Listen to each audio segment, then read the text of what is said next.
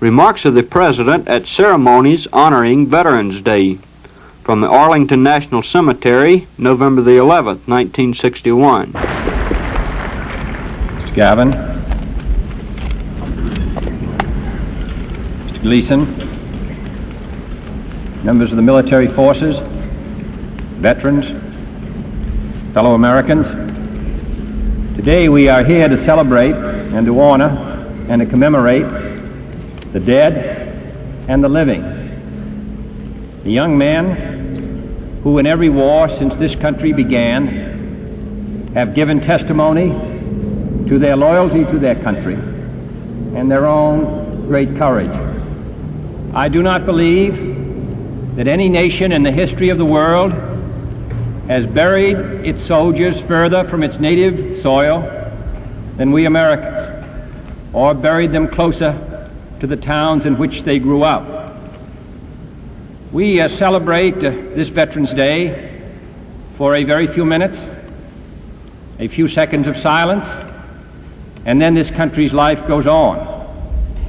But I think it most appropriate that we recall on this occasion and on every other moment when we are faced with great responsibilities, the contribution and the sacrifice which so many men and their families have made in order to permit this country to now occupy its present position of responsibility and freedom, and in order to permit us to gather here together.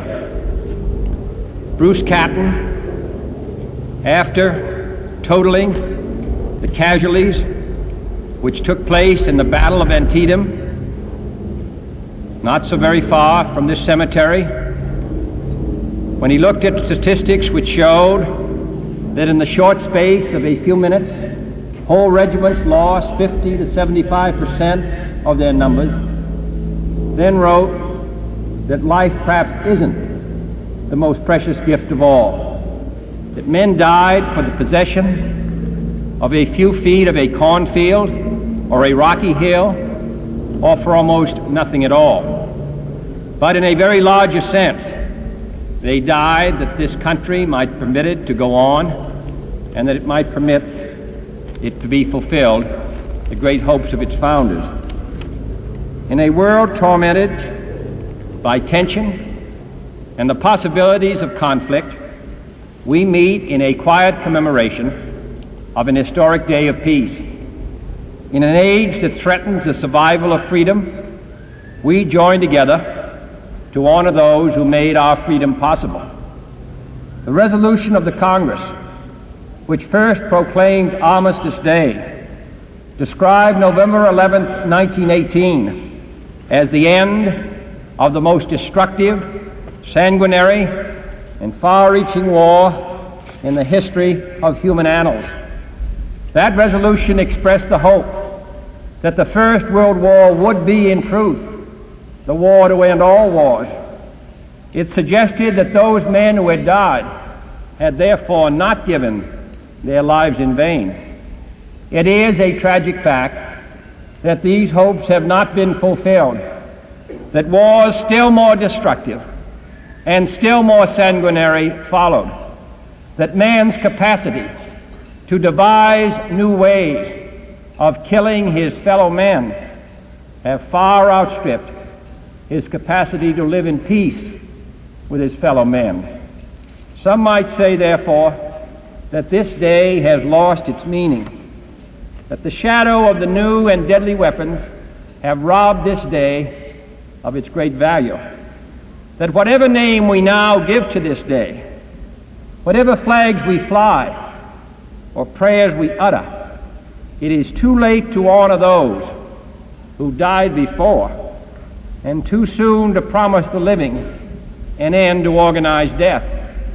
But let us not forget that November 11th, 1918, signified a beginning as well as an end.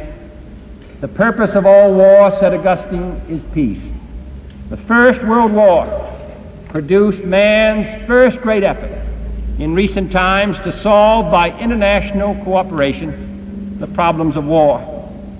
That experiment continues in our present day, still imperfect, still short of its responsibilities, but it does offer a hope that someday nations can live in harmony.